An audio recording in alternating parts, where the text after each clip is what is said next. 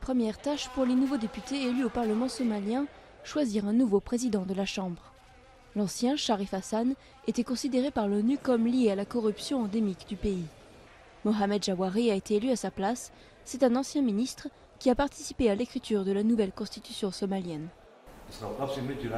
Il n'y aura pas de chamaillerie au gouvernement parce que le Parlement aura des pouvoirs constitutionnels limités. Il n'interférera pas avec les autres pouvoirs et n'acceptera pas d'interférence des autres. La Somalie n'a pas connu de gouvernement central depuis 20 ans. Et jusqu'à l'année dernière, le gouvernement de transition, soutenu par l'Occident, ne contrôlait qu'une petite partie de Mogadiscio. Le reste de la capitale et du pays était sous la coupe des Chebabs somaliens, des insurgés islamistes ralliés à Al-Qaïda. Mais les troupes gouvernementales, renforcées par les soldats d'Ouganda, du Burundi, du Kenya et de Djibouti, les ont refoulés hors des principales villes. Maintenant, nous nous préparons à élire un nouveau président et ensuite il désignera un premier ministre qui choisira un gouvernement.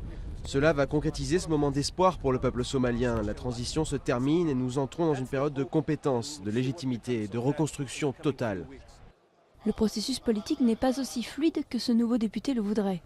L'ONU et l'Union africaine ont en effet déclaré que les dirigeants politiques utilisaient corruption, intimidation et violence pour faire partie des nouvelles autorités. Mais le plus important pour cet expert est que le nouvel gouvernement redonne de l'espoir.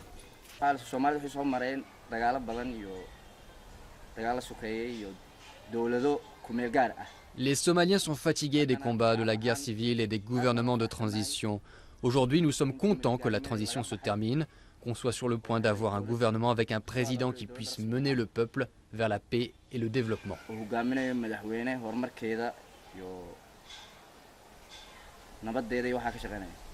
À l'image du pays, le gouvernement est formé de différents clans qui se sont battus les uns contre les autres depuis des années. La chance pour les Somaliens d'enfin vivre en paix repose aujourd'hui sur la capacité à s'entendre.